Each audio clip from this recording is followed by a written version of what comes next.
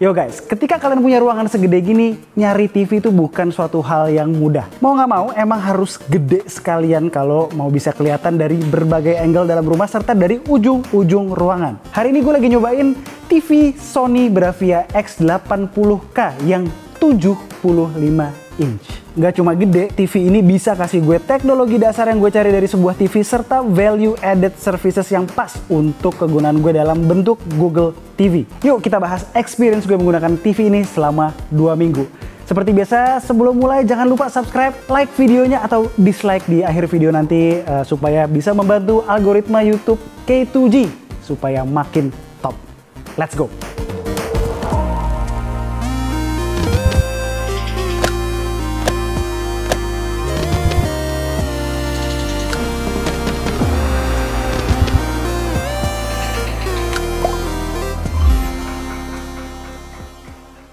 Seri Sony Bravia X80K adalah seri entry level dari lineup TV Sony di 2022 ini. Namun memang masih di atas X75K. Sebagai seri entry level tentu ada beberapa fitur yang nggak ada di sini dibandingkan seri lain yang lebih tinggi. Coba tenang, hampir semua basic needs gue yang dicari dari sebuah televisi berhasil diberikan Bravia X80K ini. Pertama, soal size. Gue jelas pilih yang 75 inch ini ya, yang punya harga 23.999 juta. Ukurannya pas buat di ruang tamu yang gede begini. Ketika menikmati konten favorit di area TV maupun pas gue di meja makan yang jaraknya jauh begini masih bisa kelihatan dengan jelas. Bahkan ketika nonton film dan ada subtitlenya, dari jarak sejauh ini mata gue masih bisa baca. Well, kalau kalian punya perfect eyesight sih dari ujung sini juga masih bisa, maklum. Mata gue udah kurang oke nih.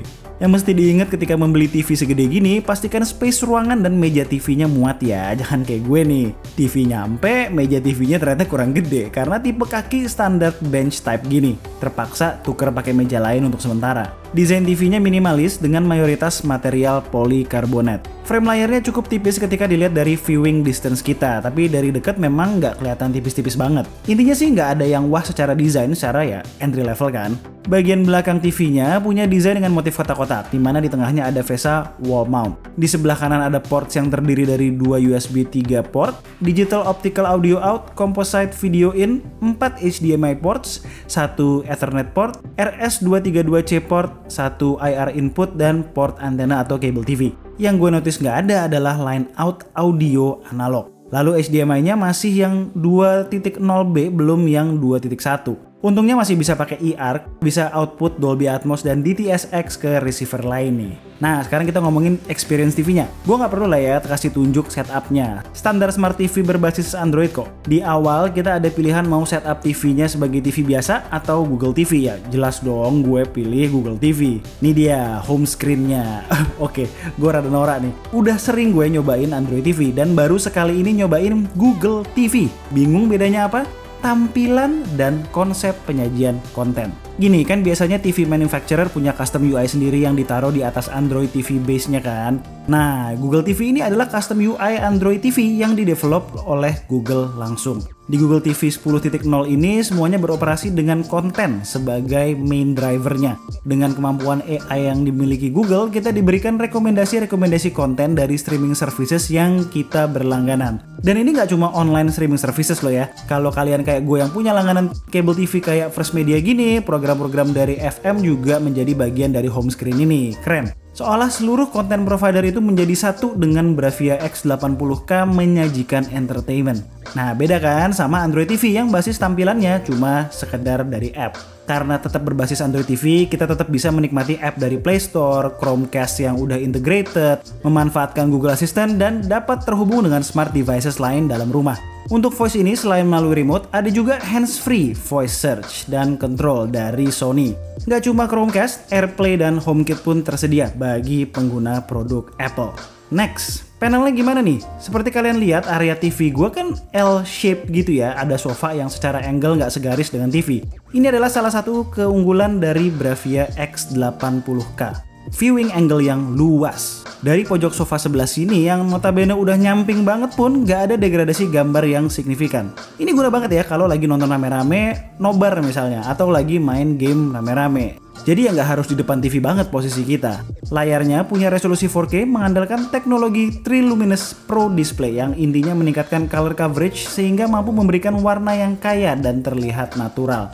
Dengan menggunakan prosesor X1 4K HDR, TV ini mampu menganalisa warna di objek-objek yang ditampilkan, lalu di-adjust lagi kontrasnya untuk menghasilkan detail, texture, dan depth yang lebih baik.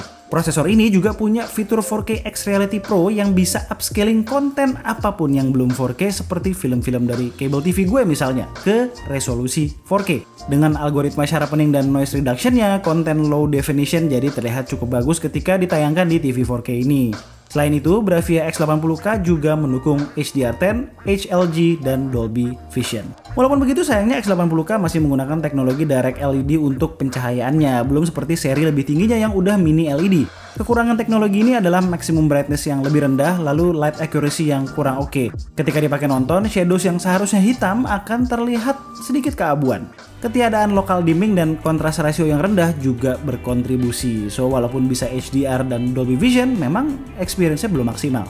Sebagai TV entry level yang punya koneksi HDMI 2.0B, refresh rate yang diberikan expected ya 60 Hz. So, gaming dengan refresh rate tinggi di sini ya nggak bisa. Walaupun begitu, ketika menyalakan game mode, gaming dengan PS5 tuh enak banget berkat input lag yang minimal. Game mode ini akan auto triggered ketika mendeteksi koneksi video game konsol.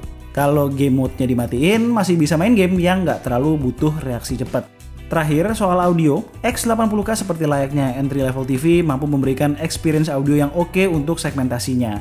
Menggunakan X-Balance speaker, suaranya kenceng dan dapat didengar di seluruh ruangan rumah. Mids dan highs-nya jelas, dialog-dialog di film maupun suara komentator bola akan terlihat jelas. Cuma kalau dipakai nonton, kayaknya tetap butuh audio system terpisah ya supaya lebih imersif. Mantap nih kalau digabungin sama audio system yang udah support Dolby Atmos atau DTS:X. Secara kan TV ini sebetulnya udah support dan bisa nge-relay sinyalnya.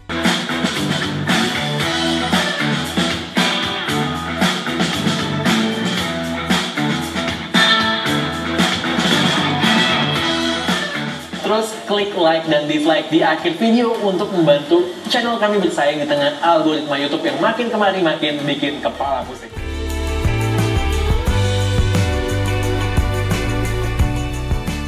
Alright, itu adalah experience K2G menggunakan TV Sony Bravia X80K 75 inch. Untuk ukuran lini TV entry level, gue cukup puas dengan Sony Bravia X80K karena memenuhi kebutuhan entertainment gue di ruangan segede ini. Gede, viewing angle luas, fitur lengkap, UI Google TV-nya top, dan masih masuk budget gue. Sedikit menyayangkan soal HDR yang belum maksimal, tapi understandable ya. Kalau mau yang maksimal memang harus lompat ke seri-seri yang di atasnya. Sekian aja video dari gue kali ini. Gue Alessa and this is K2G. Tunggu racun-racun kami berikutnya.